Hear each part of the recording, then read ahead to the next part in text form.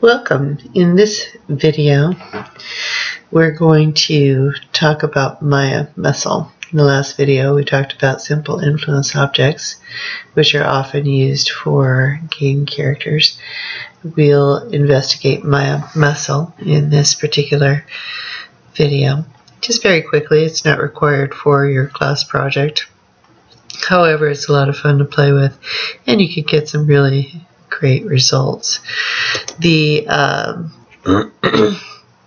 are several ways to get started. You could go ahead and select the joints that you want to use to create your muscle. You've got an open shelf here with lots and lots of tools in there. If you hover over, you get a flyout of what that particular icon does. But let me go ahead and start you with a drop down, deform. You can go ahead and you've got Maya muscle in here as a category of tools.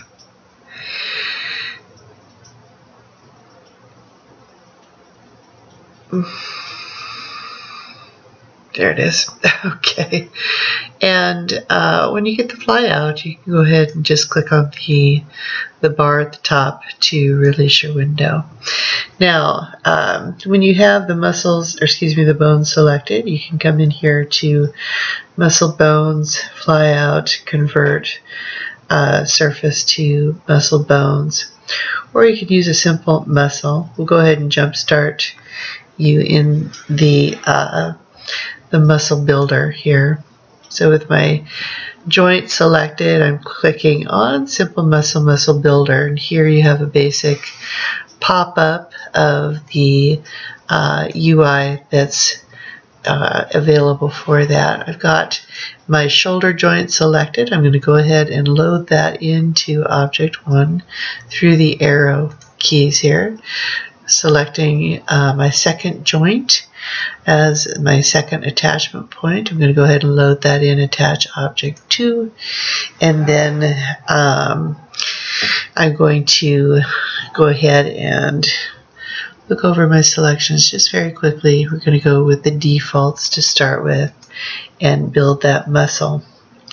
Build update is right here at the bottom here. I'm going to zoom in so you can see that just a little bit better.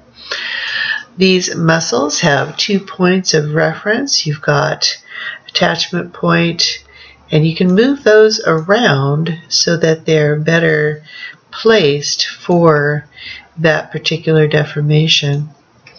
So for example, the attachment point for the lower bicep is actually fairly far down on the lower arm bone. So I'm actually going to put the attachment point down there.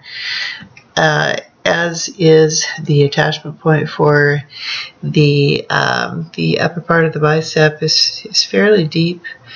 I'm going to play that up just a little bit toward the first joint, just for safety's sake. Also going to make sure that you're tumbling around your model. We are working in 3D.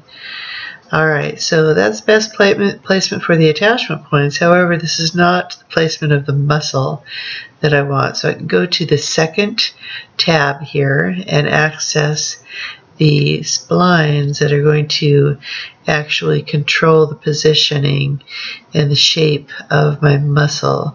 So I'm going to grab that center one and place it toward the outer surface of the front of the arm. I can also control key down, grab the second two to move those out, and I can even grab them in the interface here if I want to. I'm going to grab that second two, which allows me to select those, and I'm going to move those out slightly so that the bulge is on one side of the arm as it should be. Alright, checking that in the 3 dimensions. I want to make sure that that muscle is still set well within my mesh, and now I'm going to go ahead and put my final selections in place. I'm going to go to the Finalize tab here. And what that's going to do is convert my object with the settings to a muscle object. At this point, I can also create the muscle for the other side there. So I'm going to go ahead and convert that muscle. It's going to ask me to name that muscle, and I'm just going to simply name it bicep for the time being, and underscore here. Alright, so now it generates, it says a muscle or spline with the given name bicep already exists, so please choose a different name. You can say OK and rename those at this time. And you can go ahead and rename those in the attribute editor or the outliner. Go ahead and close this box. Okay. A little of that out of the way there.